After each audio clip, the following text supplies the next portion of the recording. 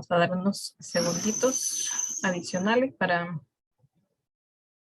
que se terminen de conectar los que estaban en sala de espera. Hola, Miguel Ángel.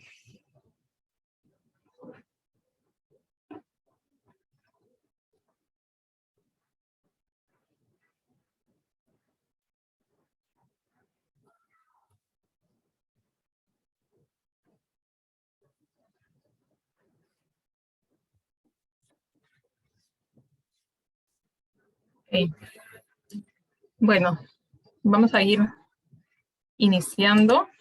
Buenos días, bienvenidos, bienvenidas todos. Esta es la sesión de intercambio entre pares de la Guía de Evaluación de los Impactos en el Desarrollo Sostenible que ha desarrollado la Iniciativa para la Transparencia en la Acción Climática, ICAT. Es una tercera sesión de una serie de 3 eventos que hemos estado llevando y probablemente muchos de ustedes ya han participado en los anteriores. Mi nombre es Aida Figari, soy de la Secretaría de la plataforma Let's Slack y tengo el encargo de facilitar el evento que estamos por comenzar. Entonces, en ese sentido, en nombre de ICAT y de la plataforma Let's Slack, le damos la bienvenida a esta sesión.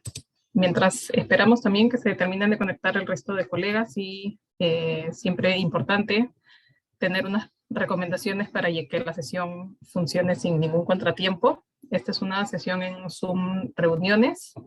Mencionar que la sesión será grabada. A todos les ha aparecido el botón de aceptar, de que está siendo grabada.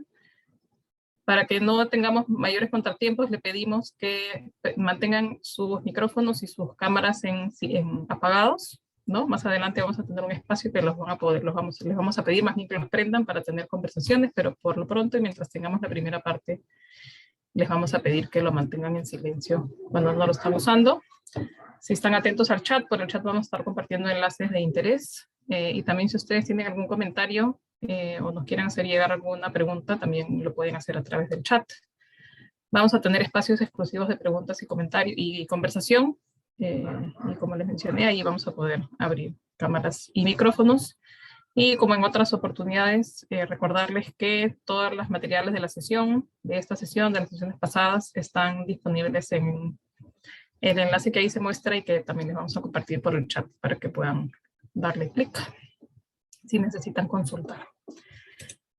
Esta sesión es parte de un esfuerzo que llevamos adelante por encargo de ICAT.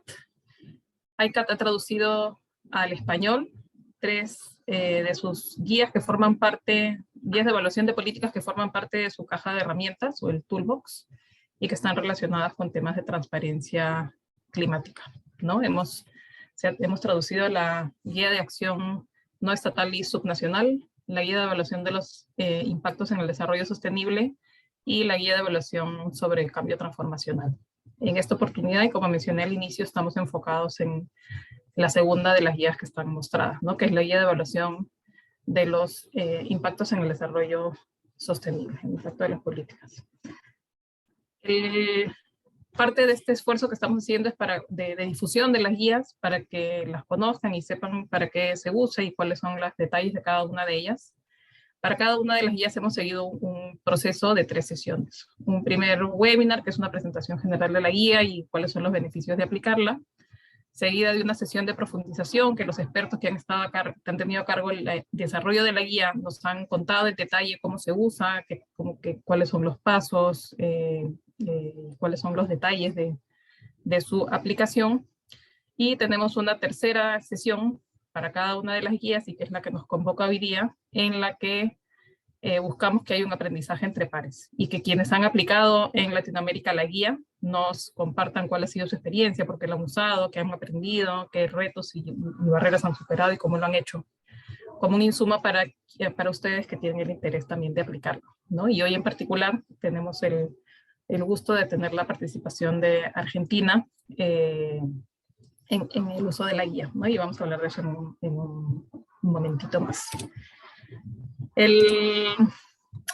Si bien hoy día vamos a hablar de Bolivia, también recordarles que durante el webinar de presentación de la guía se compartió también la experiencia de Bolivia, ¿no? Y esa información está en el enlace que les compartimos hace un rato en la grabación y en las notas, y donde SASA, la consultora SASA de Bolivia, usó la guía para evaluar el progreso de su proyecto Huella en Ciudades, ¿no? Que evaluaron la huella de carbono de diferentes ciudades de Latinoamérica y generó planes de acción climática para que las ciudades puedan monitorear su progreso, ¿no? En este caso, las partes interesadas en la guía relacionadas al proyecto fue más enfocado en el sector privado y sociedad civil, y les permitió generar una matriz para que los gobiernos locales tengan un indicador de desarrollo sostenible, ¿no? Y eso se compartió en la primera sesión. Hoy día vamos a ver la aplicación que le ha dado Argentina.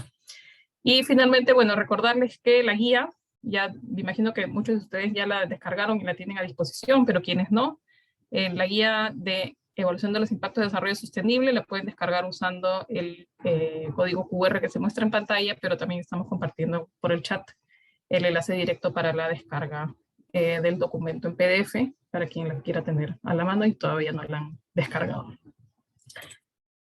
Habiendo dicho todo esto, y bueno, ya les di la bienvenida, quería comentarles cómo vamos a llevar adelante la sesión de hoy, ¿no? Y la sesión de hoy tiene dos momentos. Tenemos un primer momento en el que vamos a hacer un diálogo con Argentina, ¿no? Y nos acompañan Laura Ortiz de Zárate y María Teresa Jeffrey del Ministerio de Ambiente y Desarrollo Sostenible de Argentina, de la Dirección de Cambio Climático. Las voy a presentar en un momentito para que sepan quién es cada una de ellas. Pero con ellas vamos a conversar sobre cómo han aplicado la guía ellos en Argentina, ¿no? Y qué uso les han dado. Va a haber un momento, si alguno de ustedes queda con alguna pregunta, de poder tener ahí un intercambio al final de esta conversación con ellas. Y luego tendremos un segundo momento que ya van a ser diálogos en grupos, nos vamos a separar en dos, y con ustedes mismos, en base a lo que ya escucharon en esta sesión, en sesiones pasadas, las dudas que tengan o la aplicación que vean que pueden darle a la guía, podamos entablar una conversación abierta y en confianza sobre el uso, ¿no? Y con eso volvemos a plenaria todos juntos y para dar las últimas reflexiones y cerrar. Entonces, esa es la agenda que nos convoca hoy. Sin más, entonces vamos a empezar con la conversación. Las presento a Laura y a María Teresa. Laura es licenciada en Ciencias Ambientales y máster en Ingeniería Agrónoma de la Universidad de Purdue en Estados Unidos. Actualmente trabaja en el Ministerio de Ambiente y Desarrollo Sustentable de Argentina, específicamente en la Dirección Nacional de Cambio Climático, y coordina la iniciativa ICAT como punto focal técnico del proyecto en el país. Y Teresa es licenciada en Ciencias Ambientales de la Universidad de Buenos Aires y actualmente labora en el Ministerio de Ambiente y Desarrollo Sostenible como consultora experta en mitigación del cambio climático de la Dirección Nacional de Cambio Climático, y principalmente participa en la elaboración del inventario de gases de efecto invernadero en el sector residuos y documentación para su comunicación.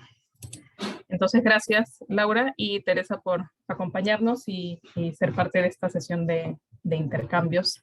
Vamos a llevar a cabo esta primera sesión como una conversación, ¿no? Y tenemos varias preguntas que queremos hacerles para que a través de estas podamos ir compartiendo con los asistentes la experiencia que tienen ustedes.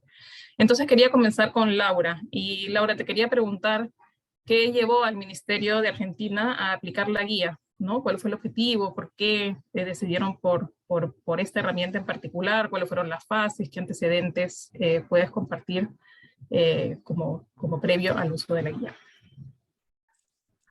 Bueno, Aida, muchas gracias. Buen día, buenas tardes a todos, depende de dónde estén. Sí, nosotros les podemos comentar el caso de Argentina y cómo fue la implementación del proyecto ICAT en el país dentro del ministerio, y en este marco cómo fueron implementándose las guías. Si les parece, podemos compartir una línea de tiempo que, ahí está, que de alguna forma muestra cómo fue el desarrollo del proyecto en el país. Las primeras charlas comenzaron en Katowice, en la COP24, allá por 2018, fines de ese año, con una invitación de parte del secretariado de ICAT a implementar el proyecto en el país. Después, bueno, fue un proceso que llevó varios pasos, en el que se recibió una carta Se hicieron, digamos, todas las firmas y los procesos internos para avanzar en el proceso. Después, en mayo 2019, hubo una misión en la que vinieron al ministerio miembros de ISPRA, de UNEP DTU, en ese momento la agencia implementadora del proyecto, y algunos referentes del secretariado de ICAT. Después hubo toda una etapa de intercambio, y creo que lo interesante acá fue que siempre se valorizó y se priorizó cuáles fueron las necesidades identificadas en el país en lo que necesitábamos trabajar. En ese momento nosotros estábamos elaborando el BUR 3 y justo estábamos en la etapa en la que se identificaban medidas, notábamos cosas en las que nos gustaría avanzar pero nos faltaba financiamiento. Entonces vino justo en el sentido que se levantaron esas necesidades, ¿no? Después en la COP25 tuvimos más reuniones de trabajo, se ajustó y se firmó finalmente el PCA, el Acuerdo de Cooperación, en abril 2020, plena pandemia, y después de unos meses de selección y demás, tuvimos a mitad de 2020 la primera reunión en la que se dio inicio formalmente al proyecto. El proyecto en ese momento, y si les parece podemos pasar a la slide siguiente, tenía 3 componentes. Esto, como para adelantarles, son las 2 fases del proyecto. La parte A fue la que comenzó, como les decía antes, en mitad de año del 2020, y tenía estos 3 componentes. Uno vinculado a economía circular, el segundo, que es sobre el que vamos a estar hablando un poquito más hoy, sobre tecnologías disruptivas, y el tercero sobre una mejora en el cálculo de gases de efecto invernadero para el sector bosques. Creo que lo interesante acá es que en ese momento únicamente el punto 2, el componente de tecnologías disruptivas, era el que tenía asociada la implementación de una guía de ICAT. El resto no. Yo de hecho en ese momento estaba trabajando como consultora de economía circular, después pasé a coordinar el proyecto, así que bueno, les vamos a estar comentando un poco más de eso. Esto duró año y medio más o menos, y después comenzamos con la fase B del proyecto, que tiene estos 3 componentes que ven a la derecha. No quiero entrar mucho en detalle, pero bueno, básicamente vinculados a las emisiones del sector salud, otro componente vinculado a las emisiones dentro del sector transporte y cómo fue cambiando esa matriz de emisiones respecto a la pandemia, y un sexto componente vinculado al Sistema Nacional de Información de Cambio Climático, que se desprende de la ley nacional que tenemos en Argentina de cambio climático. En todos los casos, como mencionaba antes, estuvo pensado el uso de guías, de las guías de ICAT, y para que tengan una idea, creo que hubo también un proceso interesante de aprendizaje, porque hoy, cuando repensamos el proyecto, los 3 componentes de la fase B tienen dentro de su plan de trabajo, como una actividad, la aplicación de las guías. Así que eso creo que fue un plus dentro del trabajo. Perdón, capaz me estoy yendo mucho de tiempo, pero una última cosa para mencionar, volviendo a la fase A del proyecto, y creo que da pie para la charla más adelante. El principal objetivo de este componente 2 de tecnologías disruptivas era evaluar posibles medidas tanto de mitigación como adaptación que involucren justamente innovaciones disruptivas, siempre teniendo en cuenta el trabajo que venimos llevando en el país sobre el desarrollo de la LTS, o Estrategia de Desarrollo de Bajas Emisiones a Largo Plazo. Eso es todo. No sé, Aida, si respondí la pregunta. Sí, muchas gracias, Laura. Entonces entendería, y solo para de repente aclarar, es el uso de la guía, esta guía específica de evaluación del desarrollo sostenible, ¿estuvo asociado al análisis de tecnologías disruptivas o se usó en el componente B, que era el vínculo con las ODS? En realidad se usó dentro de la fase A en este segundo componente de tecnologías disruptivas, y dentro de la fase B, que en realidad lo que dice vinculación con ODS se aplicó a todo, en general, un concepto que queríamos tener en cuenta, pero puntualmente dentro de la fase B, en cada uno de los 3 componentes, consideramos la aplicación también de la guía de desarrollo sostenible, y además también la guía de cambio transformacional. pero bueno, no quiero ir en detalle, pero sí, se usaron en varios componentes. Cada componente tiene su plan de trabajo, sus consultores asociados, digamos, tiene todo un esquema de trabajo, sí. Ok, gracias por la aclaración. Y entonces ahora les quería preguntar a las dos, ¿no? Ya entendiendo un poco el contexto sobre el cual se aplicó, ¿cuáles fueron las principales necesidades que identificaron para poder aplicar la guía, ¿no? Y darle este uso bien específico a una realidad que ustedes tenían, ¿no? Y cuáles fueron esas condiciones habilitantes que fueron necesarias generar para comenzar su aplicación, ¿no? ¿Qué fue lo más importante que ustedes identifican que tuvieron estas necesidades, ¿no? Que tuvieron que abordar? Bueno, vamos charlando entre las dos, pero lo que puedo mencionar es que en su momento, bueno, claramente estábamos hablando de 2 años atrás, las guías estaban en inglés, así que eso creo que fue también no sé, no una necesidad, pero bueno, un trabajo, ¿no? De dedicarle tiempo de estudiarla, entre comillas. Y en ese sentido creo que fue muy, muy útil una capacitación que recibimos en octubre, creo que 2020, Tere, fue el primer año de implementación del proyecto, que fue súper útil porque, bueno, fue ver algunos casos pilotos, fue conocer la guía, y estuvo bueno. En ese sentido hay que agradecerle a Mirko Dalmazo de UNEP DTU que nos dedicó el tiempo.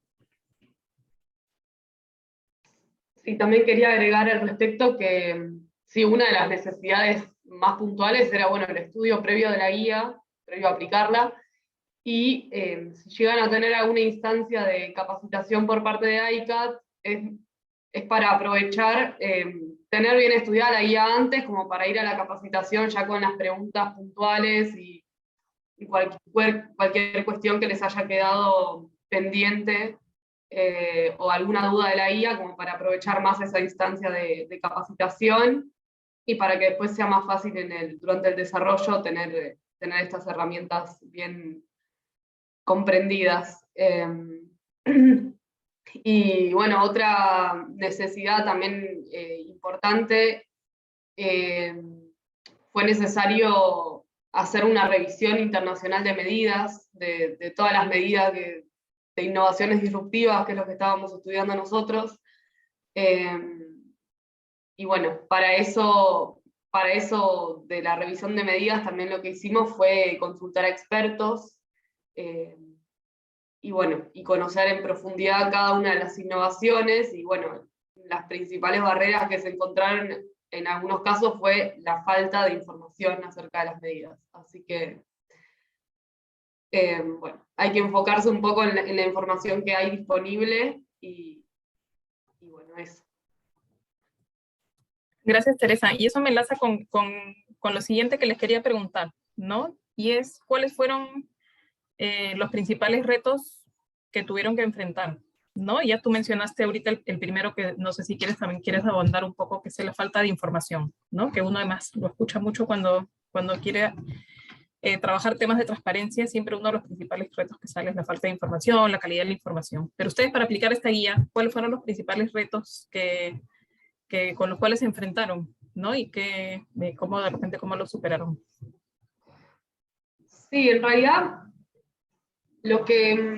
o sea, información capaz que hay, pero capaz que no en el contexto de América Latina. Entonces, lo que a nosotros nos pareció importante es ir seleccionando estas medidas en cuanto, respecto a la aplicabilidad al contexto nacional.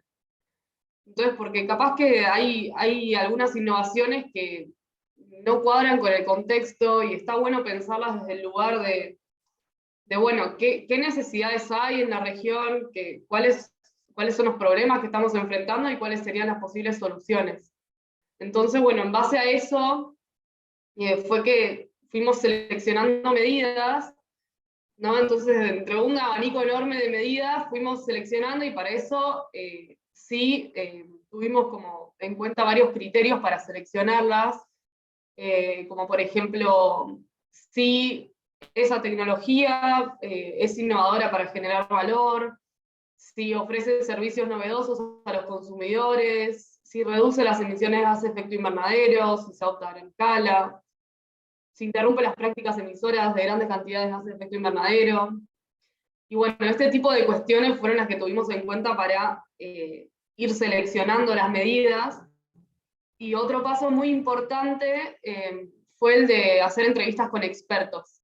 En ese punto, bueno, estuvo muy bueno como para interiorizarnos en cada una de las medidas en las cuales nos parecía interesante y que se adecuaban un poco al contexto. Y bueno, ahí profundizábamos más en las características generales de las innovaciones, en las oportunidades, en las barreras y la aplicabilidad que tienen estas medidas en el contexto nacional o en el contexto nacional. Entonces, a partir de estas conversaciones con expertos, pudimos enriquecer muchísimo nuestro trabajo y también, nada, recomiendo que si van a tener que hacer este proceso, aprovechen esas instancias porque, bueno, de esa manera se puede conocer mucho mejor la medida hablando con un experto que ya la está aplicando o algún proyecto piloto que tan solo leyendo información que encontramos en internet. Así que bueno, eso me pareció súper enriquecedor. No sé si alguna pregunta más al respecto. Sí, gracias, Teresa. No, habiendo entendido que se aplicó la guía inicialmente en este componente de las tecnologías disruptivas, me parece que lo mencionaron, y tú mencionas como que se aplicó en varias medidas, ¿no? Y de repente se enlaza con esta siguiente pregunta que tenía para ti, Teresa, si nos podías comentar cuáles fueron los resultados, ¿no? ¿No? Lograron filtrar las medidas, pudieron identificar las medidas específicas en las cuales querían trabajar, ¿no? ¿Qué lograron encontrar a través de este esfuerzo? Bueno, luego de la aplicación de las guías, bueno, específicamente la guía de ICAT de Desarrollo Sostenible, evalúa justamente los impactos ambientales, sociales y económicos de cada innovación, o de cada medida, y los vincula con los objetivos de desarrollo sostenible. Entonces, una vez que nosotros seleccionamos las medidas y aplicamos las guías de ICAT, fuimos descubriendo qué medidas tenían mayores impactos y la verdad que se alcanza una profundidad en el análisis de las medidas que nunca hubiera imaginado, porque capaz leyendo uno puede leer y estudiar un poco las medidas, pero una vez que se aplica la guía realmente se conoce muy en profundidad y en detalle cuáles son los impactos que puede tener cada una de estas medidas. Entonces, al final del proyecto, lo que hicimos fue, teníamos distintas medidas. Una medida que nos había gustado y habíamos analizado en profundidad y tenía muchísimos impactos positivos, sociales, ambientales y económicos, fue la de agroecología, y también aplicada al contexto que hay mucha cantidad de productores pequeños que generan alimentos para la mayor parte de la ciudad, que es el lugar de mayor demanda, y también hay muchas necesidades en ese sector en cuanto a lo socioeconómico, entonces, en el sector de los pequeños productores. Entonces, bueno, analizando los problemas y las necesidades, identificamos que, bueno, una medida que podría ir sería la de agroecología. Y después encontramos otra medida que nos resultó muy interesante, que era la de producción agrofotovoltaica, que son sistemas productivos que mezclan la generación energética con paneles solares como en altura, y que por debajo de eso llegue la luz y puedan hacerse cultivos al mismo tiempo, ocupando el mismo territorio. Entonces, se nos ocurrió hacer un proyecto piloto de agrofotovoltaica que tenga agroecología y producción fotovoltaica en el mismo territorio. Entonces, las temáticas que se abordaron, las principales temáticas que se abordaron mediante esta medida, figura en la diapositiva, es la optimización en el uso del territorio, ya que en un mismo territorio estaríamos teniendo generación energética y de alimentos, y esto pensado en el área metropolitana de Buenos Aires, que hay, bueno, una gran cantidad de población y grandes presiones sobre el uso del territorio, entonces es un tema importante a resolver. Por otro lado, el impulso de energías renovables, que bueno, ya hay varias medidas a nivel nacional que impulsan este tipo de generación de energía eléctrica. Y también otra de las temáticas abordadas es que la producción de alimentos y de energía se produzcan de manera local y abastezcan la demanda local de energía y alimentos. En este caso, este proyecto piloto implica tanto impactos en mitigación y en adaptación, entonces, y incluye varios de los ODS, como el fin de la pobreza, el combatir el hambre, energías asequibles y no contaminantes, trabajo decente y crecimiento económico, innovaciones de infraestructura en la industria, ciudades y comunidades sostenibles, producción y consumo responsables, acción por el clima y vida de los ecosistemas terrestres. Así que como que uniendo estas dos medidas nos pareció interesante, bueno, la cantidad de impactos que tiene positivos en los ODS, y también hemos hablado con expertos, por ejemplo, en Chile, que están aplicando proyectos piloto, y la verdad que están teniendo resultados muy interesantes, así que lo que hicimos fue hacer una pequeña idea de proyecto, ya con los detalles, ya hablamos también con una entidad de la académica, que tiene campos experimentales, les interesaría llegar a participar en este proyecto piloto. Y bueno, otra cuestión también es que justamente hablando con expertos es que llegamos a la conclusión de que más lógico sería pensar en un proyecto piloto y no en la aplicación directa, pues justamente en un proyecto piloto la idea es que se siga estudiando y se siga evaluando qué aplicabilidad y cuál es el resultado de la aplicación de estas medidas en el contexto y en el territorio, dependiendo también de las condiciones climáticas. Y bueno. Entonces pensamos un proyecto piloto en el que se sigan estudiando y los impactos sería muy interesante para evaluar si tiene sentido o no después aplicarlo a gran escala. Así que, bueno, digamos que este fue el resultado, tenemos como el proyecto ahí armado.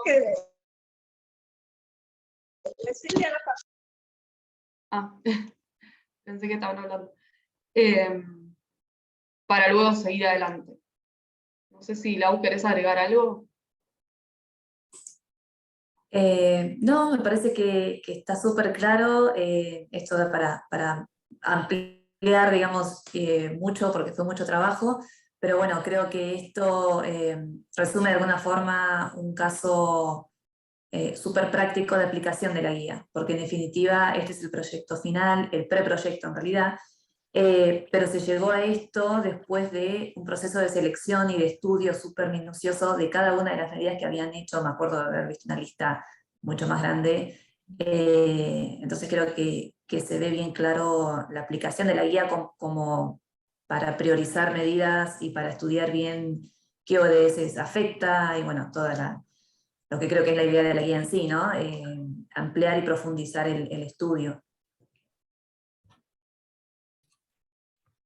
Sí, me parece súper interesante, Teresa, lo que comentas, ¿no? Y tú me corriges si no entendí bien, pero si yo tuviera que resumir el proceso ustedes tenían una larga lista de medidas que estuvieron evaluando, pasaron por el proceso de evaluación de la guía, dentro de las cuales pudieron ver cuáles tenían más o menos impactos, y como producto de todo este proceso se seleccionaron aquellas que pudieran tener mayor impacto, no solamente mitigación y adaptación, sino en el objetivo de desarrollo sostenible, y terminaron preparando un proyecto piloto agrofotovoltaico ¿no? Que combinaba varias de estas medidas y que es lo que el próximo paso sería entonces la implementación de este proyecto piloto. ¿Es así? Si lo tuvieras que resumir, ¿ese sería como el camino que han seguido? Sí, exactamente. Y otra cuestión más que me olvidé de mencionar es que también para la selección de medidas nos basamos también en pensar en en aplicar medidas en aquellos sectores que son los que mayores emisiones generan, emisiones de gases de efecto invernadero generan, teniendo en cuenta el Inventario Nacional de Gases de Efecto Invernadero de Argentina. Entonces queríamos que esas medidas impacten puntualmente en esos dos sectores que en nuestro caso son Ag-Sout y energía, digamos agricultura, ganadería, otros usos de la tierra y energía. Entonces, nada, también pensamos en eso, ¿no? En, bueno, cuáles son los sectores donde más necesitamos que haya mitigación del cambio climático y también fuimos por ese lado. Eso me había olvidado de mencionarlo, pero me parece que es importante para que lo tengan en cuenta cuando vayan a analizar también las medidas para su aplicación en el país. Sí, súper. Y bien importante, ¿no? Porque entonces uno aplica la guía ajustándola al contexto y las prioridades como sombrilla, ¿no? Yo quería enlazar con esto que tú nos has contado, Teresa, y le quería preguntar a Laura, ¿no? Hemos visto como la parte más de aplicación de la guía y que han llegado a este proyecto piloto. Pero si ha habido alguna integración del análisis que se hizo, los resultados que tuvieron de aplicación de la guía en instrumentos de política, ¿no? ¿Qué otro valor tuvo este proceso de análisis y evaluación que tú pudieras mencionar que se han generado?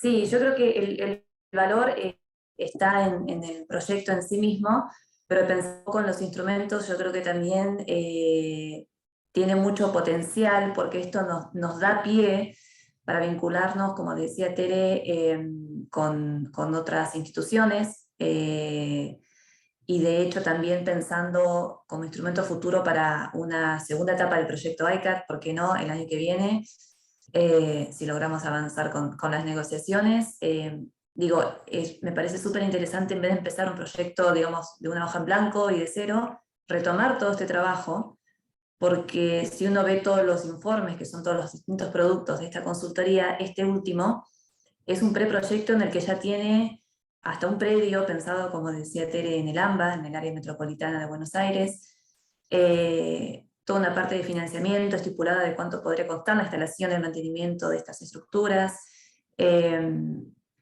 Por supuesto está pensado también una parte de capacitación y bueno, todo lo vinculado a capacity building para que esto pueda funcionar en el tiempo, se puedan medir las emisiones. Creo que el valor está en todo el potencial que tiene, además del aprendizaje nuestro, digamos, de la implementación de la guía y de lo que decía Tere también, de lo que fue toda la parte de entrevistas. Creo que también hay mucho que nos queda, por decirlo así, a nosotros como consultores, como capital. Así que creo que está bueno. Y de hecho quería comentar también, como mencioné antes, yo estaba trabajando con Magdalena Basla, otra compañera del ministerio, en el otro componente de economía circular, en el que hicimos de alguna forma un proceso similar porque estuvimos analizando iniciativas de economía circular, primero en Europa, después en Latinoamérica, pero no teníamos como parte del trabajo la implementación de las guías y fue un proceso más, fue distinto, digamos, capaz me parece no logramos hacer un análisis tan profundo de cada medida, sino que hubiera estado bueno también, ¿no?, esta consideración, y lo que pasa muchas veces es que uno termina trabajando con la información disponible, digamos, con la iniciativa que más detalles tiene publicados, o algún paper, o contactos con la persona que estuvo trabajando, y bueno, en nuestro caso estaba capaz más orientado a mitigación, porque teníamos que analizar distintos sectores, distintos materiales a reciclar, en definitiva, y se estudiaron las emisiones, cómo varían de una economía lineal a una circular. Pero a lo que voy es, en ese caso, no implementamos las guías y creo que uno de los aprendizajes tiene que ver con eso, con que hubiera estado bueno sumarlas al proceso, ¿no? Gracias, Laura. nos quedan unos poquitos minutos para esta primera parte. Luego vamos a pasar a las preguntas y ahí voy diciéndole a los participantes si tienen alguna pregunta que nos las quieran hacer llegar por chat. Van a tener la posibilidad también de levantar la mano y poderla hacer con micrófono abierto. Pero antes de pasar a esa fase y aprovechando que has hecho esta reflexión final, Laura, quería preguntarles a las dos, así si tuvieran que escoger qué fue el principal aprendizaje que les dejó el proceso, ¿no? O sabiendo que los que nos acompañan hoy día en esta sesión, ¿no? Están acá porque les interesa la guía, probablemente tengan alguna idea de cómo la quieren aplicar. Si tuvieran que contarles a ellos un aprendizaje o una recomendación en particular que creen que es súper importante para el proceso que podrían estar por iniciar, ¿qué les recomendarían? Así una respuesta cortita de 1 o 2 minutos. Bueno, todo un desafío hacerlo en modo de tweet, de algo corto. Pero yo creo que básicamente la guía lo que hace es ayudar a organizar la información y a priorizarla. Y eso es un montón cuando uno está trabajando y tiene los tiempos marcados y tiene que presentar reportes y demás. Y al mismo tiempo creo que la guía es lo suficientemente amplia como para que ese trabajo de selección y priorización se pueda aplicar a iniciativas de economía circular, a medidas de tecnologías disruptivas, depende de cada proyecto en cada país cómo esté orientado. Pero creo que el valor está en eso, para mí. Teresa, para ti, ¿qué mensaje les dejas? Bueno, para mí, bueno, por un lado, esto un poco lo había mencionado Lau, pero ayuda mucho a organizar las ideas, a seleccionar las medidas, y bueno, hacer este análisis en profundidad, también a comprender, ¿no? el impacto de cada una y eso, ¿no? A pensarlas desde otro punto de vista que capaz que al inicio de aplicación de la guía de ICAT no teníamos en cuenta un montón de cosas y de aplicaciones como que se piensa mucho y digamos, se sobreanaliza a medida a un nivel que deja un montón de aprendizaje y realmente te hace pensar un montón y está buenísimo. Y bueno, otra cuestión que a mí me pareció muy interesante también, y me pasó hace poco de estar participando en la elaboración de un capítulo para un Plan Nacional de Adaptación y Mitigación del Cambio Climático que se está elaborando. Y bueno, me tocó estar en un capítulo de monitoreo, y la verdad es que sí, me vino a la cabeza el tema de las guías de ICAT, y bueno, entonces como que fui a proponer un poco las metodologías que propone ICAT para hacer este paso, para escribir este proceso, y nada, como que más allá de la aplicación de la guía para las innovaciones disruptivas, creo que deja un aprendizaje más allá de lo puntual de las medidas para distintas cuestiones que tengamos que enfrentar como profesionales del ambiente y cambio climático a futuro, de un modo más organizado y bueno, como la verdad que estamos en una profesión bastante nueva en algún sentido y que capaz que está bueno que hayan guías y que se estén elaborando estas metodologías para ordenar un poco los procesos, ¿no? Porque te da como una organización bastante buena para poder avanzar y repensar todo. Así que es el aprendizaje que me deja. Muy bien, es súper buenas las reflexiones que están haciendo. A mí me han quedado varias preguntitas que puedo aprovechar para hacerlas, pero en realidad el espacio es para que los participantes que nos están acompañando tengan la oportunidad de preguntarles a ustedes, ¿no? Entonces, yo no veo que haya preguntas por el chat. Si alguien quiere hacer una pregunta, también tiene, por favor, prenden su cámara, su micrófono. Hay la opción de levantar la manito, la pueden también hacer a través de eso para darles la palabra. Acá estoy viendo si alguien activa.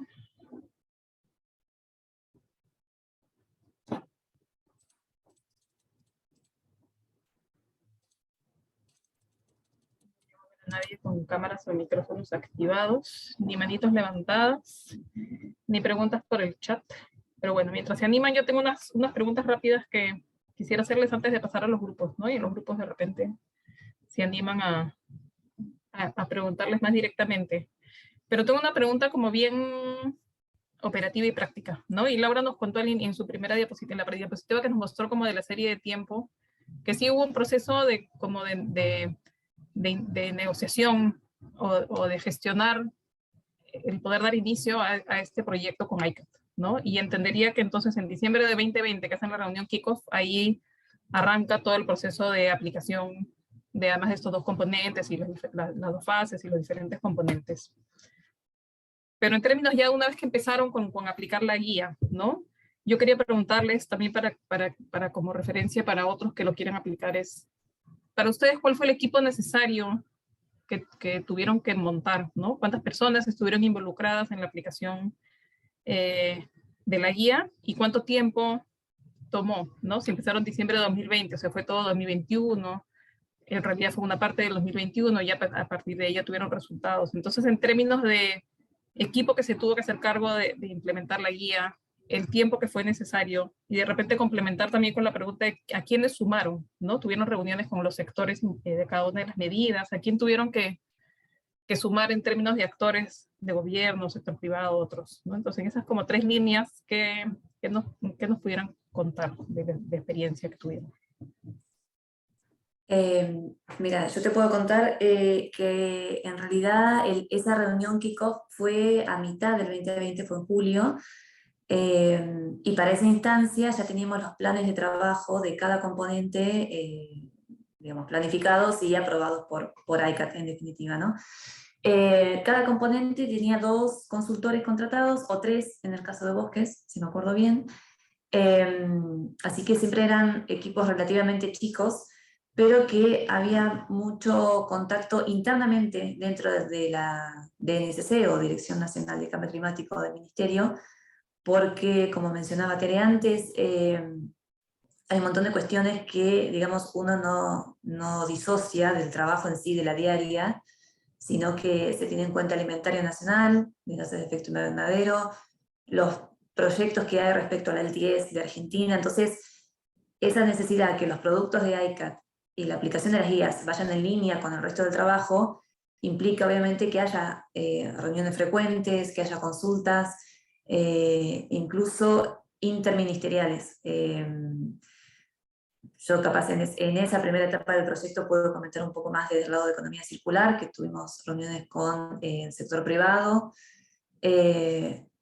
otras agencias del sector público también, más que nada el sector industrial y la parte de residuos, por la temática, y también el sector académico, que creo que es súper importante porque en definitiva las universidades, las academias son quienes también están, digamos, al día y con las últimas cuestiones súper presentes en cuanto a desarrollo tecnológico o algún tipo de innovación, o saben quién está desarrollando tal tema en alguna provincia del interior o demás.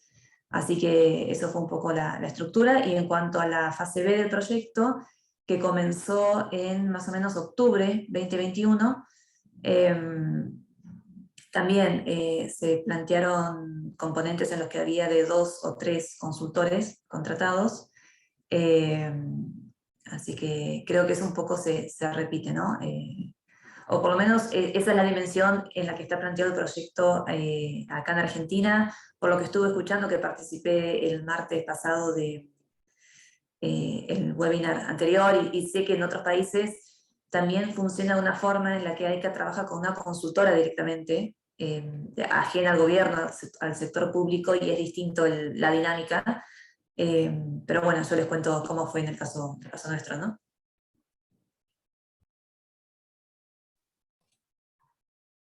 Como dijo Lau, los sectores involucrados, al menos en nuestra parte de innovaciones disruptivas, fueron mayormente el sector privado y el sector académico.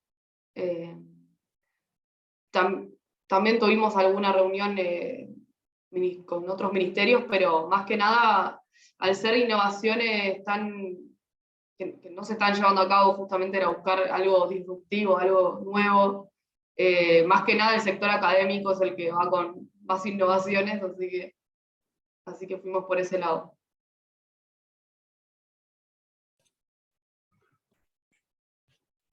De acuerdo, muchas gracias. Creo que quedó también clara esa parte más operativa y práctica. Aquí vuelvo a abrir la oportunidad si algún participante tiene alguna pregunta o quiere hacer una intervención. Este es el momento. Estoy mirando si alguien abre el micrófono. Levanta la mano. Juan Adalberto ha levantado su manito. Y yo quería preguntar de la energía fotovoltaica.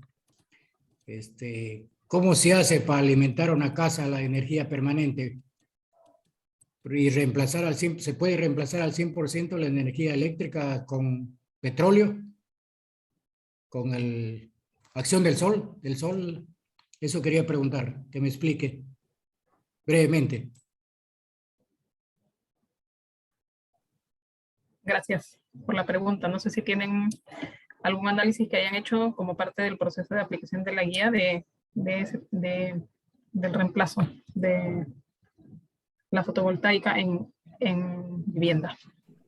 En realidad, sí, depende un poco también de dónde estés ubicado, de la cantidad de sol que recibas, de la estacionalidad del año. O sea, depende mucho de la cantidad de sol. Y es un tema, justamente un problema a resolver, que para tener al 100% abastecido con energía fotovoltaica, siempre corremos ese riesgo de, bueno, no sé, hubieron 10 días nublados seguidos y recibimos muy poca radiación solar. Entonces el tema a resolver es el tema del almacenamiento de la energía. Por eso se está trabajando también mucho en innovaciones acerca de baterías, de modos de almacenamiento de la energía renovable, que bueno, es digamos la mayor barrera para aplicar esto a gran escala. Entonces, mayormente sí, hay una parte de la demanda de una vivienda que se puede cumplir con energía fotovoltaica, pero por ahora no el 100%, por este tema de la variabilidad que tiene. Entonces, capaz que contaban en casos de Chile que a los horarios del mediodía no daban abasto las baterías para almacenar la energía, tenían que apagar los paneles porque digamos que tenían un exceso de energía que recibían, y bueno, después en horarios de la noche o en estaciones de invierno o así, tenían menos horas de luz y bueno, no llegan a tener una oferta constante de energía renovable. Entonces, bueno, ese es el gran desafío, el almacenamiento. Gracias, Teresa. Veo que Miluska Garay tiene su micrófono prendido. No sé, Miluska, si tú tienes también una pregunta.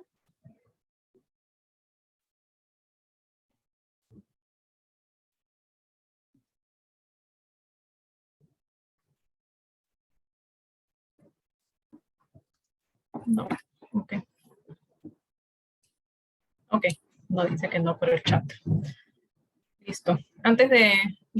Si no hay más preguntas de los participantes, y yo solamente me quedó una de las preguntas que tomé nota acá mientras las escuchaba, que se las quiero hacer rapidito antes de pasar a los grupos, ¿no? Y a tener esos espacios más chiquitos de conversación con los participantes.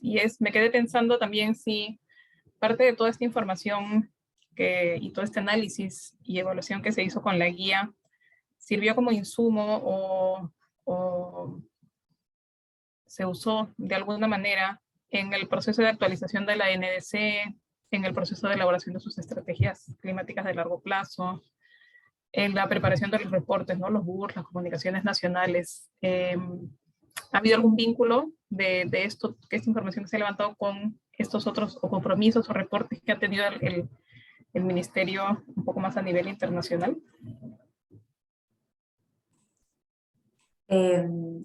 Mira, justo de alguna forma, en cuanto a justamente los procesos y los reportes internacionales, esta aplicación de las guías como que cayó entre la presentación, la submission del BUR 3 y la elaboración del BUR 4.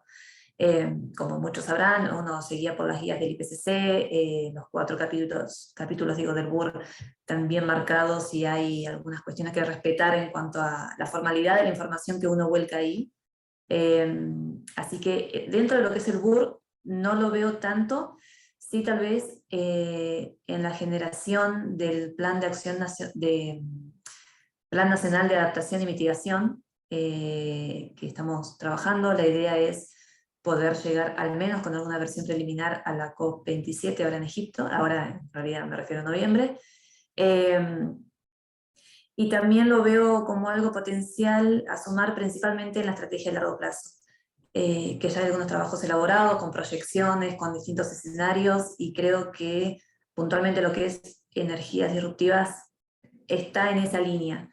Digamos, lo veo más por lo que es el plan nacional y la estrategia, que lo que es BUR, por ejemplo, o NDC, que generalmente responde a toda una cuestión, una demanda de distintos ministerios, un acuerdo ya capaz más político, ¿no? Porque bueno, no deja de ser el compromiso nacional. Pero bueno, esa es mi visión. No sé, Tere, si lo ves por ahí también, o hay algo que me puedo estar olvidando.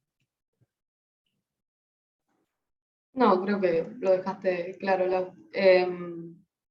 Sí, me parece que es algo, digamos, bastante nuevo como para ya aplicarlo. Es como que falta, capaz para procesos futuros, sí, pero bueno, para hoy todavía no. Ok, muy bien, muchas gracias, Laura y Teresa, por compartir con nosotros con bastante detalle la aplicación de la guía en Argentina, ¿no? Y para qué la han usado y qué resultados han tenido y cómo han llegado hasta este preproyecto. Creo que ha sido bien útil e interesante escucharlas. Ahora vamos a pasar a tener estos grupos de conversación, ¿no?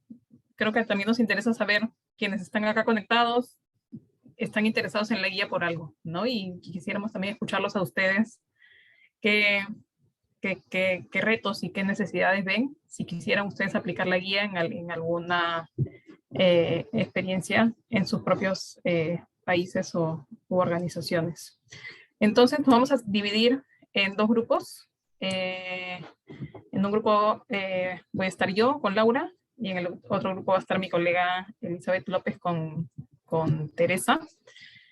Y vamos a ir al azar. Lo único que ustedes tienen que hacer es cuando les aparezca la ventanita, así como la que se está mostrando en pantalla, de unirse a una de las salas, probablemente sea sala 1 y sala 2. Ustedes simplemente tienen que darle unirse al grupo que se les ha asignado y nos vamos a encontrar ya en 2 grupos pequeños. Estamos como 24 participantes, vamos a hacer más o menos 10, 12 personas por...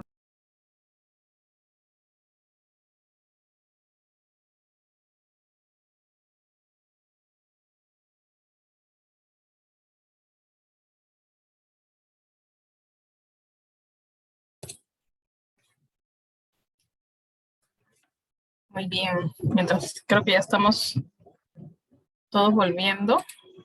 No, veo a Elizabeth que era del otro grupo, así que asumo que estamos todos los que tenemos que estar. No sé tal día si queda gente en los grupos, pero ya en estos, para ir, para pasar a la última parte de esta sesión, y les agradezco a todos, estuvo muy participativo el grupo en el que yo estuve, todos los que estuvieron conectados pudieron intervenir y dar sus perspectivas. Espero que en el otro grupo también estuvieran igual. Y ya para ir cerrando, les quiero dar unos minutos a Laura y a Teresa para que, en base a lo que escucharon en los grupos y en base a su experiencia, si nos quieren comentar, dar una última reflexión de qué les queda de esta sesión o qué creen que se tienen que llevar los participantes que nos han acompañado, ¿no? Cualquier mensaje final que nos quieran dejar. No sé si empezamos en el mismo orden que empezamos en el inicio. No sé si Laura, tú quieres ir primero y después vamos con Teresa. Sí, cómo no. Bueno, muchas gracias. La verdad que el grupo nuestro también fue súper interesante y muy participativo. Creo que Acá bueno, me anoté algunas necesidades identificadas y algunos retos o barreras también.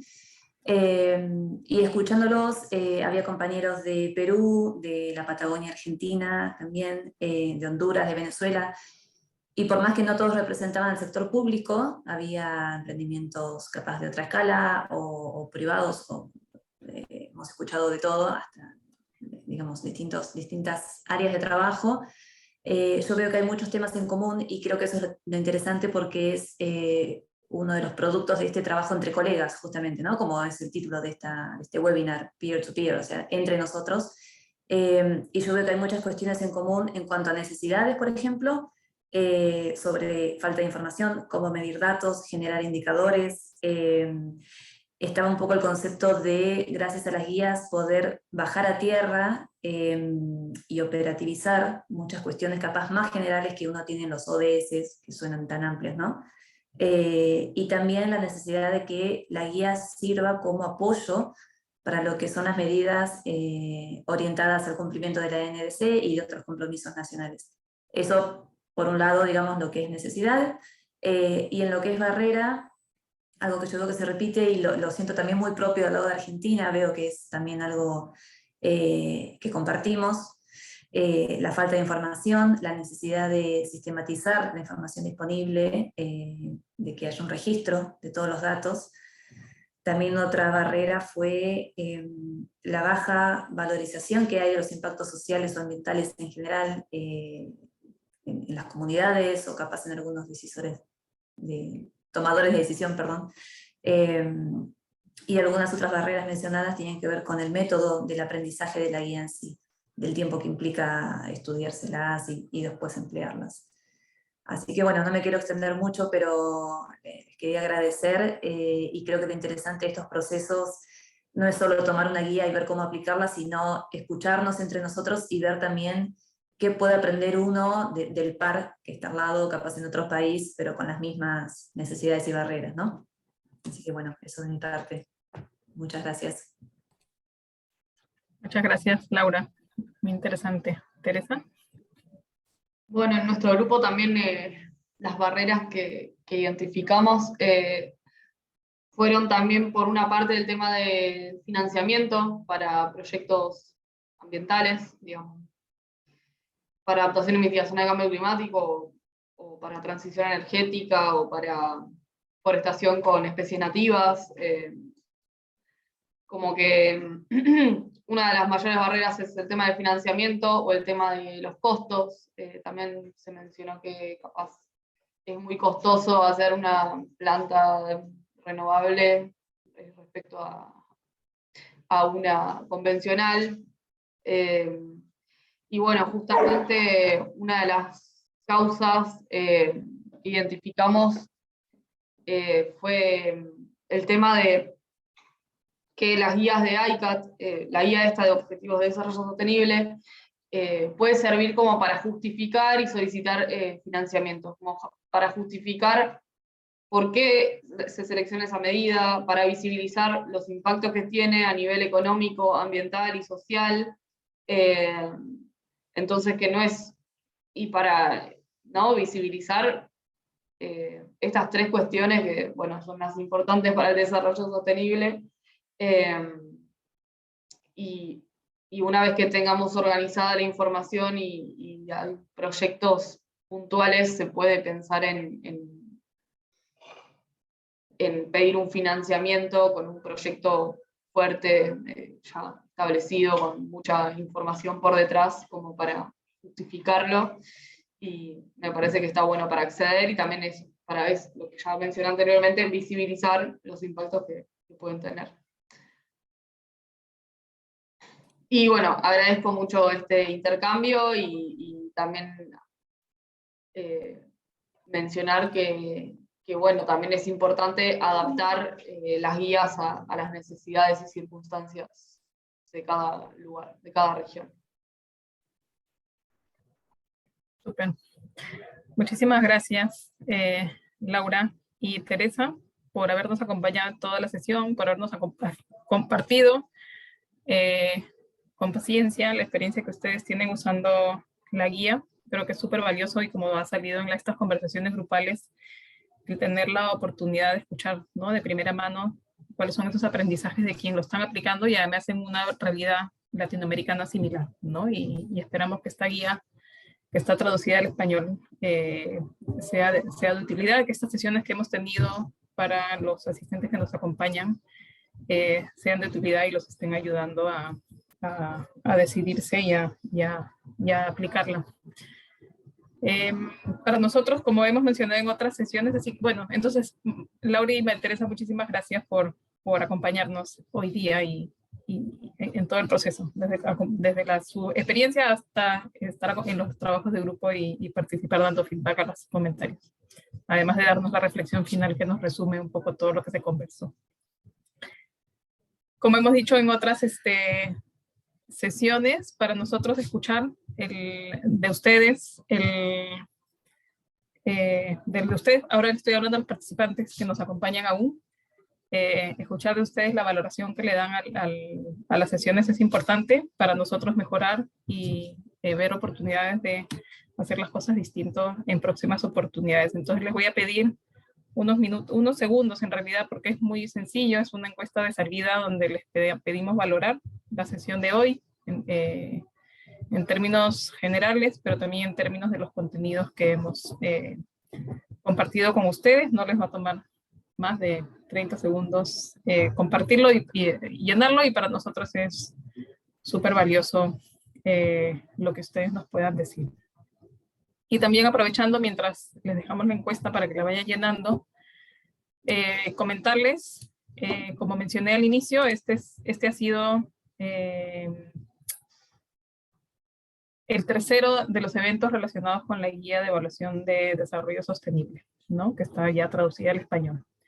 La tercera guía que vamos a compartir es la guía de evaluación de el cambio transformacional, que ya también mencionaron Laura y Teresa, que también lo han usado en Argentina como parte del paquete de guías que usaron. Entonces vamos a tener igual la secuencia de un webinar general inicial y después una sesión de profundización y después una sesión de intercambio entre pares. Los invitamos a que nos acompañen el 2 de agosto en el webinar donde vamos a presentar la guía de evaluación de cambio transformacional en su versión en español. Les compartimos el enlace para quienes se quieran ya registrar y tener eso agendado. Y finalmente, con esto, y siendo exactamente las 1:30, cumpliendo con el tiempo de 1:30 que teníamos asignado para esta sesión, les agradecemos a todos, a Laura y Teresa, pero a todos los que nos han acompañado acá y a todas las que han estado atrás de la organización, Elizabeth, Astrid, Fiorella, Talía, Carmen, a todas por su participación. La grabación y los materiales relacionados a esta serie de sesiones están en la página que ya les habíamos compartido antes, se las podemos volver a mandar. Está la guía también para descargar. Con eso damos por concluido. Esperamos que haya sido útil y de su agrado y nos vemos en una próxima oportunidad. Muchísimas gracias y que tengan un buen día.